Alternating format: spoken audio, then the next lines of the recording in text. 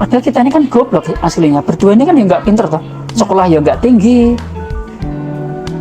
Ya karena terus mau berusaha paham ya. Oh, Mungkin itu ya. mungkin. Terus kita buka diri itu bukan hanya intelektual, bukan hanya emosional, tapi pokoknya naluri. Makanya kalau aku bilang naluri sih, naluri itu ya kayak dibilang intelektual ya intelektual, dibilang emosional emosional, tapi sesuatu yang belajar tentang diri sendiri, belajar tentang refleks diri sendiri. Kalau ada orang ngomong apa, kita apakah perlu merespon atau tidak, yang kita harus pikir ya. Karena tidak semua hal kan kita harus respon balik.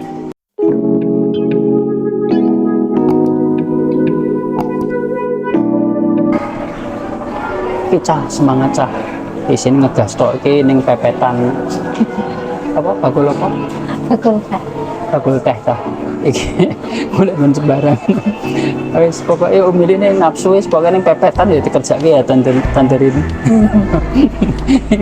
kita setoke mau cerita tentang tahun 99 tahun 2000 itu benar-benar jadi turning point-nya Umilik dalam hidup sih. Itu satu hal yang menjadikan hidup Umilik itu berubah total ketika bagaimana waktu jatuh tak tanterin waktu itu tahun 99 itu Umilik umur 29 kuwi aku gelar sajadah cah, jadi mulai belajar tentang bagaimana kayak gitu ya orang itu kalau jatuh kalau hancur itu kok selalu ingat Gusti Allah ya gitu.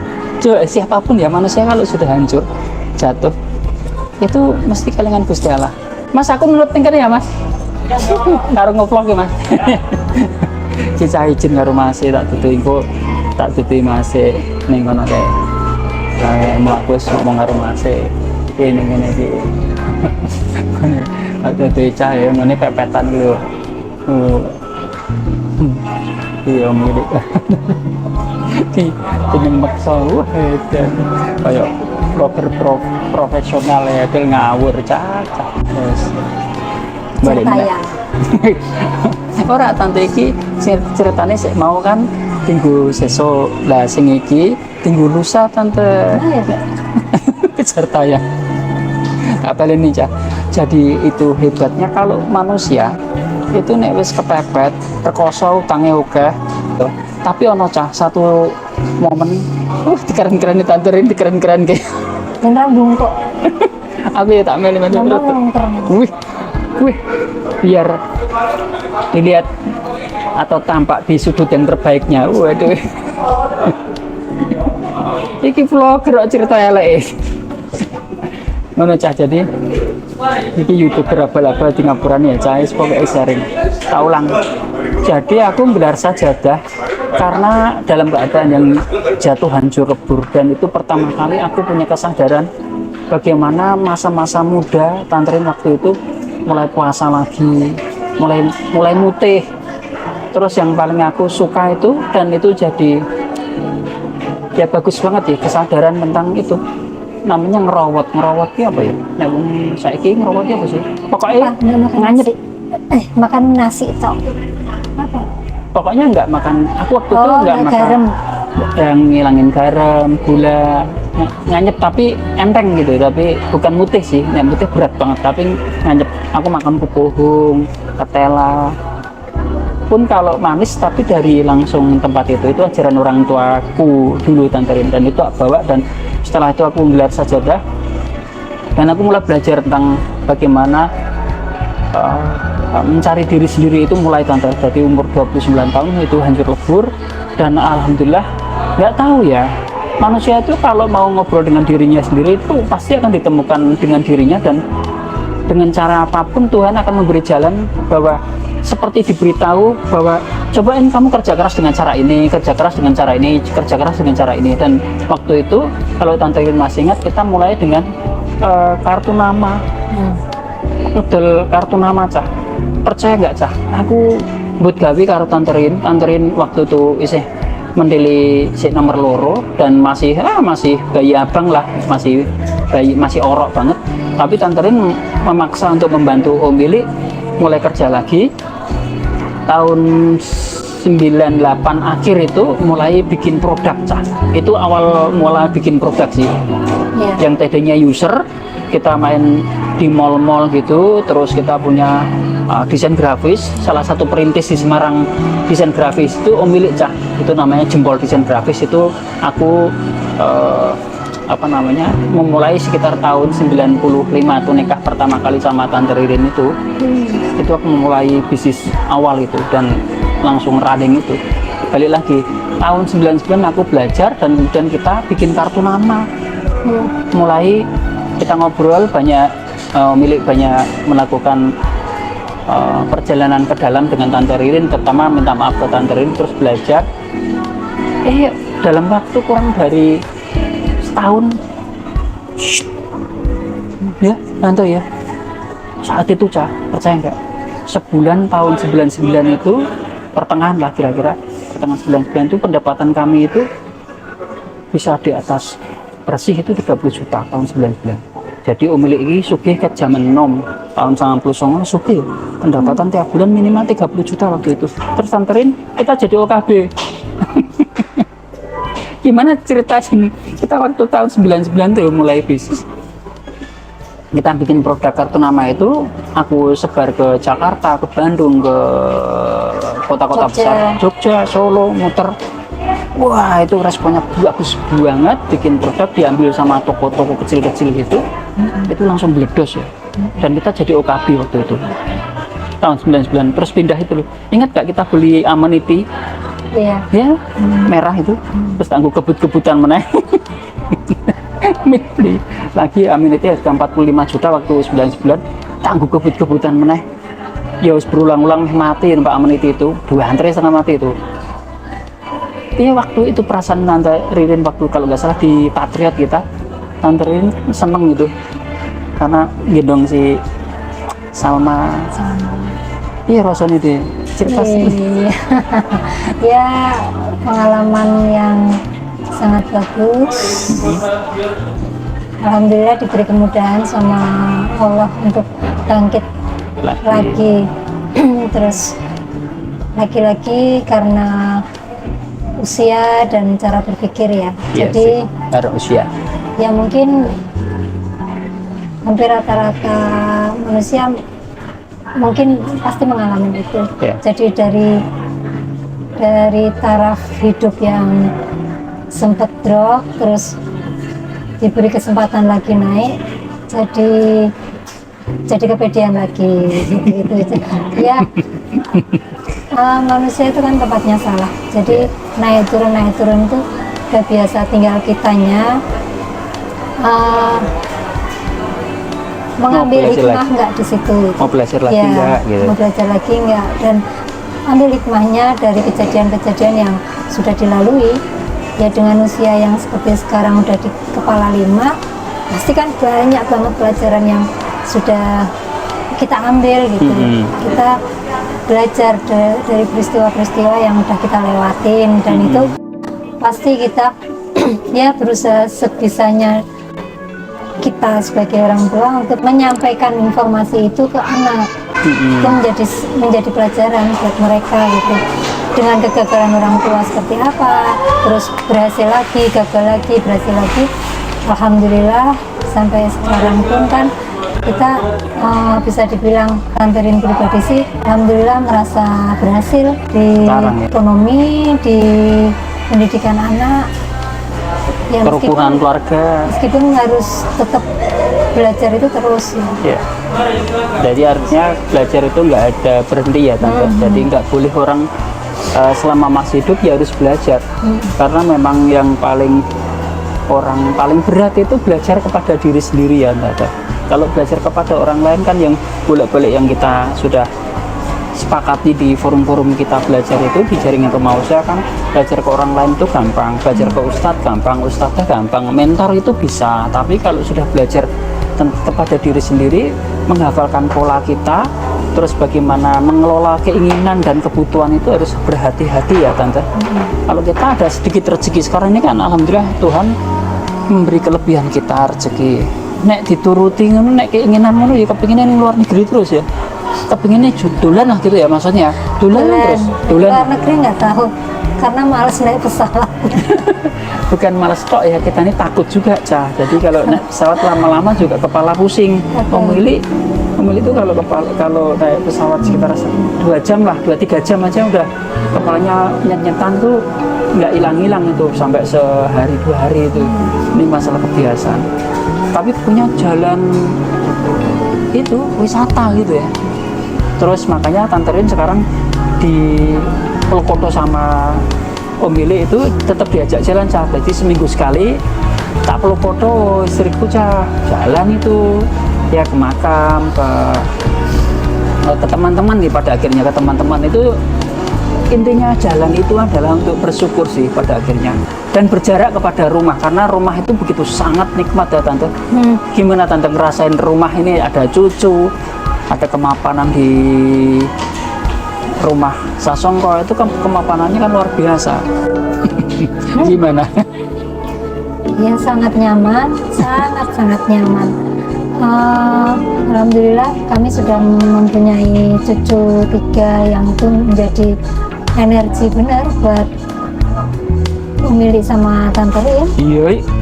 Wah. Energi yang sangat, aduh. Energi Ya sangar. rasa syukur yang nggak habis-habis gitu. Itu jadi penjara cinta bener itu. Itu cucu itu energinya juga nggak kalah ketika kita punya anak yang wah. Kalau kita ini nggak hati-hati sebagai simbah gitu, kepengennya nyampuri urusan putra-putra ya. Karena kita merasa berpengalaman di masa lalu, putra-putra juga bisa perlu pendampingan, tapi ya harus hati-hati. Jadi harus juga kita sebagai simbah harus tahu diri juga, biar anak-anak putra-putra belajar. Makanya Tante Rin kita banyak jalan-jalan Tante, keluar kita ke makam-makam, kunjungin teman-teman kita, sedulur-sedulur kita di Semarang dan sekitarnya, paling mana lah Cirebon, nanti Purwokerto. Kalau nggak minggu ini, minggu depan kita ke Cirebon, nengok usaha kita yang di Cirebon. Kita dibikinkan usaha teman. Jadi Om Willy sama Tante Rin sekarang alhamdulillah bersyukur banget karena teman-teman jaringan rumah usaha selalu membuatkan bisnis baru buat Om Willy. Jadi Om Willy masih dibuat kayak jimat. Iya tuh Tante Rin. Iya. Dijadiin jimat tuh sama teman-teman jaringan rumah usaha. Alhamdulillah, terima kasih sedulur-sedulur jaringan rumah usaha, itu senior-senior, teman-teman muda. Alhamdulillah, terima kasih ya sedulur semua yang sudah memberi infak kepada Tante Rin, kepada Om Willy, kepada keluarga Om Willy. Nah, tahun 2000 kita jalan, tahun 2004 Cah, Om Willy mulai lagi biasa, tapi sudah mulai dengan pengelolaan uang dengan cara yang lebih baik. Tante Rin punya dana pengelolaan pribadi, Tante Rin punya dana pengelolaan keluarga, dan Om Willy punya dana investasi lah gitu. Itu udah mulai lagi biasa Cah, main-main lagi biasa. Om Willy itu recycle soalnya, habis lagi. Tapi belajar lagi tahun 2008 mulailah, oh investasi itu mulai hafal pola, oh apa-apa jadi mau belajar aja lah. Jadi kayak hafalan ya? Iya, mungkin gitu. Iya, karena terus berlatih. Latihan.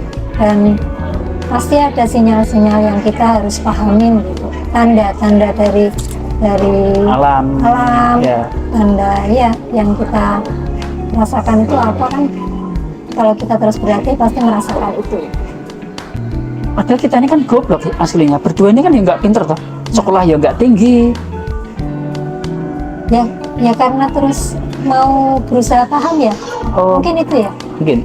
Terus kita buka diri itu bukan hanya intelektual, bukan hanya emosional, tapi pokoknya naluri. Makanya kalau aku bilang naluri sih, naluri itu ya kayak dibilang intelektual ya intelektual, dibilang emosional, tapi sesuatu yang belajar tentang diri sendiri, belajar tentang refleks diri sendiri.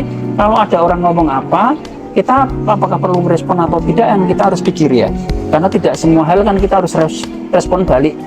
Kalau misalkan orang nyakitin, kita harus tidak boleh respon balik kan gitu. Kalau orang bilang menyanjung kita baik, kita pun juga harus hati-hati, karena jangan-jangan sanjungan itu sandungan buat Tante Rin dan Om Willy. Dan itu yang kita selalu berhati-hati. Makanya hidup kita alhamdulillah juga sederhana kan, tidak yang neko-neko, terus ngatur waktu aja akhirnya. Kemarin pandemi ya kita juga tahu diri. karyawan yang dirumahkan sekarang sudah pada balik lagi, dan malah sekarang bisnis tambah tumbuh. Dengan tahun 2020 2021 kita terus belajar. Waktu kemarin justru bisnis kita, teman-teman yang kita saling belajar semakin tumbuh, dan anak-anak kita, anak-anak kandung juga belajar juga. Ternyata hidup itu tidak akan pernah berhenti belajar. Jadi judulnya yang konten ini kayaknya gitu. Jadi belajar, jangan pernah berhenti belajar. Belajar sampai menjelang liang lahat, gitu kali. Jadi pesan moralnya gitu sih. Ya, habis ini kita mau ke nonton pameran buku ya. Di sana juga belajar karena nyari buku yang bagus. Dan Om Ili itu kan dari kecil memang suka membaca buku. Om Ili tidak sekolah sampai ke jenjang sarjana. Dia sempat kuliah di 2 tempat dan alhamdulillah semuanya tidak selesai. tapi aku ingat ada kampus yang karena temennya kampusnya Om Ili itu di Untak gitu, di Akaba itu, yang salah satu orang yang menjadikan Om Ili jadi sekarang ini namanya Tante Lia Cah Gundes. Itu karena salah satunya karena dia, karena kita awal-awal turning point leverage dapat kerjaan dari namanya Metrosel dulu 082, jadi AMPS itu basisnya, itu salah satu operator telepon. Terus dapat kerjaan rutin dari sana. Terus wah lumayan itu, langsung kita turi-uri rezeki dari sana, kita atur lagi, kita gulung lah istilahnya, kita gulung. Dan terus sampai sekarang ya kita hati-hati terhadap atau cara mengelola keuangan, karena sejak kejatuhannya Om Ili dari tahun 2000 awal 99 atau 2000, terus kemudian 2004, kemudian belajar lagi terakhir di 2008, dan sampai sekarang habis itu running umur 37 tahun Om Ili sudah sama Tante Rin sudah full konsentrasi. Teman-teman yang dulu karyawan kita dorong jadi pebisnis, dan terus sampai sekarang ya bertumbuhan dari karyawan-karyawan yang kita dorong untuk jadi pebisnis, dan akhirnya kita dapat setoran dari sedulur-sedulur tadi itu. Si closingan pesan moral buat teman-teman muda yang mulai bisnis, Tante, pasti semangat ya, yang pasti semangat dan mau terus belajar. Dalam proses pasti ada naik, ada turun, itu pasti. Ada berhasil, ada gagal, itu pasti. Yang penting kita, kalau orang Jawa bilang kekeh, setuju, kekeh, tapi terus berpikir ya. Maksudnya kita harus belajar dari kegagalan yang sudah kita lewatin gitu. Itu gagalnya karena apa? Nah itu kita harus terus mencatat itu dan menjadi pelajaran. Ya, itu kalau di bahasa pinter itu namanya salah satunya apa? Adversity question, kecerdasan kedaya tahanan. Ternyata kunci dari keberhasilan seseorang itu karena bertahan itu, karena kedaya tahanan itu. Iya, kalau kita nggak bertahan, ya nggak ada nama berhasil, nggak ada kata berhasil. Tapi kalau kita bertahan, pasti keberhasilan itu kita dapat. Ya. Oke, Tante Rin, terima kasih banyak. Sama-sama Om Ili. Ya, pokoknya semangat terus gitu ya, Cah. Ini pokoknya selalu belajar dan selalu diulang. Om Ili. 1, belajar terus menerus.